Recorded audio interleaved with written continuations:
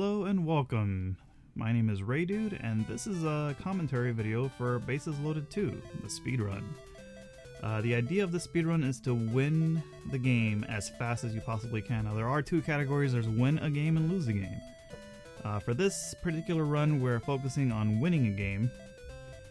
So I'll go over like the history of the game and stuff like that as we go along. For now, as you saw, I did some changes to the starting lineup.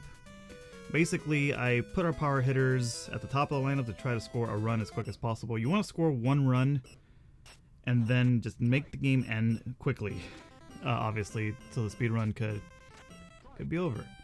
So here we're pitching, and this is where RNG kind of comes into play because ideally, optimally, you want the CPU to hit the ball in fair territory.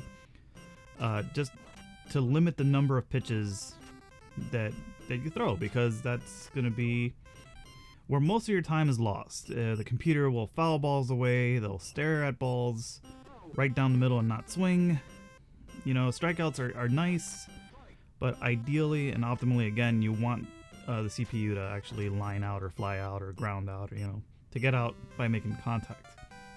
Now here we had a pretty decently quick top of the first. Now here we have Storm, which is our power hitter, who I put at the top of our lineup just to see if Storm could hit a quick home run. Then we could just intentionally just bunt the rest of the game, and that'll make the game go quickly. Now, unfortunately, Storm lines out the center here, so we're not going to be able to score a run. So we got Def, who's our other big power hitter on this in this lineup. He also flies out to right. So what I like to do is, if I have two outs, I don't try to get a rally started. As Mixmaster mentioned in his commentary video, it's a little bit of a divisive philosophy as far as what is quicker, to hit a home run or, you know, string a couple hits together and drive in a run. I think both are pretty even. The issue with hitting a home run in this game, when on offense, when the human actually hits a home run as opposed to the computer, there's like this fanfare celebration that takes some time, so you gotta sit through that. So it's kind of debatable which one's quicker, if hitting a home run or maybe just a double and a single to drive the run in, if that's quicker. So here we're in the top of the second, and again, CPU is not really cooperating, not really making a lot of contact.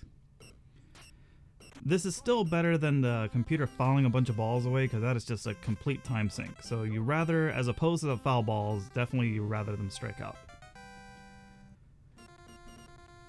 So that was the top of the second. So here you see that I am starting to bunt. Now again, this is just the quickest way we can get through our lineup. Our half of the inning is to bunt. It's a little bit tricky to get the bunt to go into fair territory. It doesn't always work out that way. You want to try to kind of barrel the bunt every time.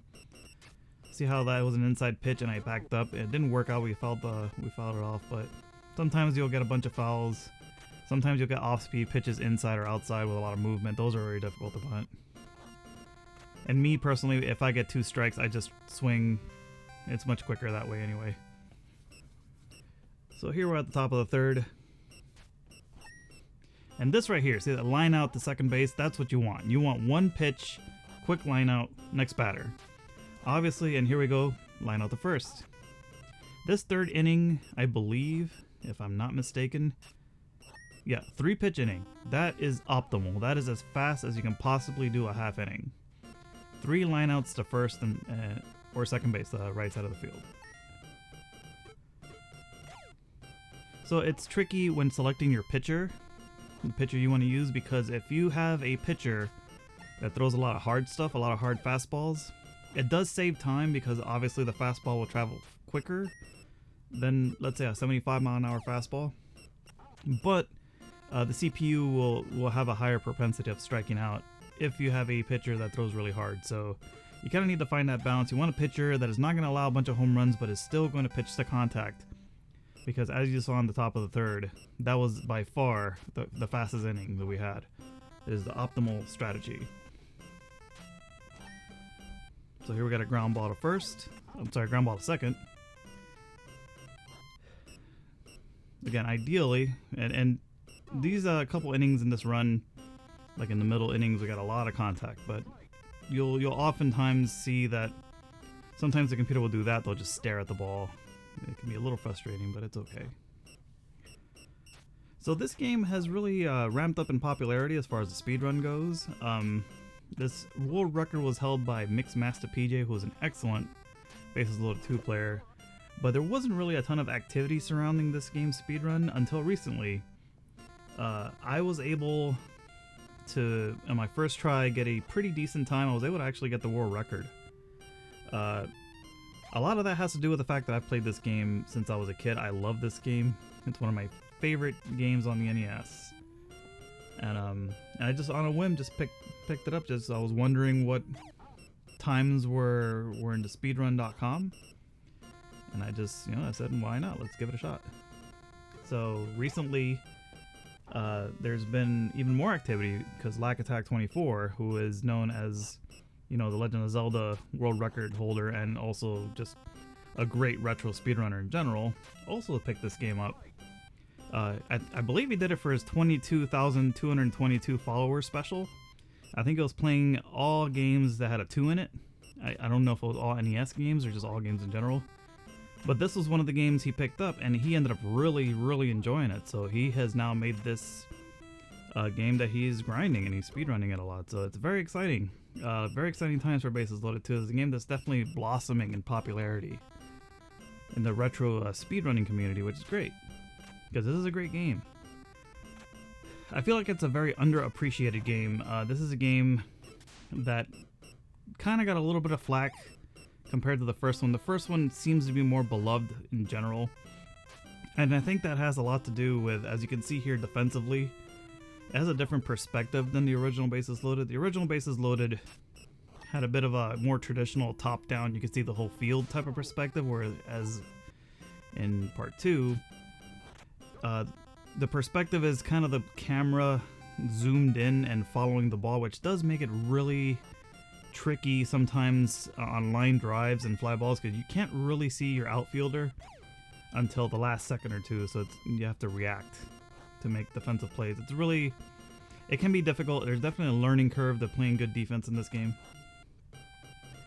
But if you are going to speedrun this game, it's definitely recommended that you get acquainted with the defensive controls and just the camera and all that stuff. So here we go. We're still bunting here. Just trying to make the time go quickly. Ideally, again, obviously you want 3 pitches, 3 fair bunts. Doesn't always work out that way, unfortunately.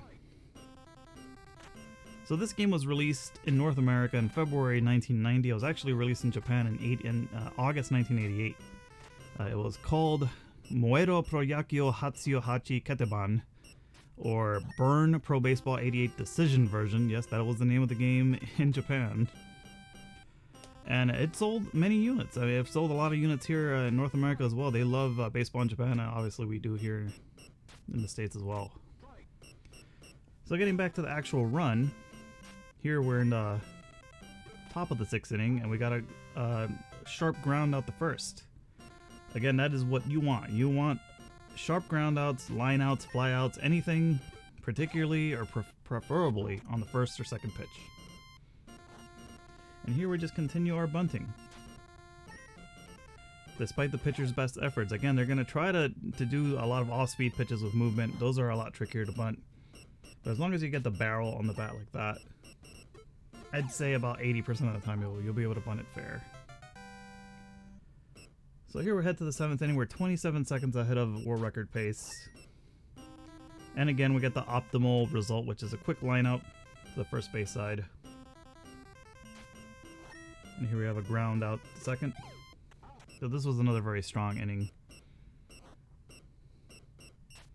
Obviously, you don't want them to score. Sometimes the computer will hit a home run on you and tie the game, which actually in this run, I have not scored a run yet. Which is interesting because a lot of players that speedrun this game prefer to score a run in the first, and if they don't, you reset. I usually do that as well, but I decided in this game to try to keep going to see if I could get a home run. And here we go. We got Storm in the top of the 7th, our cleanup hitter that we put at the leadoff spot with a bomb to right. So we got our 1-run lead finally. And here's a little celebration fanfare I was talking about. This takes about, I don't know, about 10 seconds. So again, I guess optimally it might be a little bit quicker to get a quick double and maybe a single to drive in the run, because there's no fanfare attached to that. And then we just resume our bunting. So if you notice in the 4th inning, I actually, with Storm and Def, our top 2 hitters, our big power hitters, I did try to score a run and it was unsuccessful. And thankfully we were able to get it in the 7th inning. So we got 2 outs here, bottom of the 7th. And we square up another bunt and we end the inning really quickly. It's also very important to select either Boston, New York, or I believe it's Jersey, because those are home teams. And the importance of the home team is that you get to hit in the bottom of the inning as opposed to the top of the inning, which means if you have the lead going into the 9th, there will not be a bottom of the 9th inning. So obviously that is a time save. So here's an example of what I'm saying. See how you don't see the fielder until like the last second on fly balls? It makes fly balls really tricky. The computer does kind of assist you a little bit in the outfield, but once your player is on the screen, you need to take control of the player and make the play. So bottom of the 8th inning, we resume our bunting. We got a foul bunt here. I believe there were a few foul bunts in this inning, unfortunately. And those are big time wasters. That's like 4 or 5 seconds each foul bunt. And with 2 strikes, you know, just swing away, get the strikeout. It's quicker. Even though, yes, if you bunt with 2 strikes, it is an out. Here we gotta drop the bunt down. So we have a pretty good pace at this point. We were 22 seconds ahead after the 7th inning. We get our last bunt down. Thankfully, it was fair. And we just have the top of the 9th now to go. This is the advantage of being the home team. If you were not the home team, if you were the road team and you had the lead, you would have to actually play the bottom of the 9th inning. Here, I almost messed it up and I had to come back and dive for that with the second baseman. Thankfully, we were able to make that play.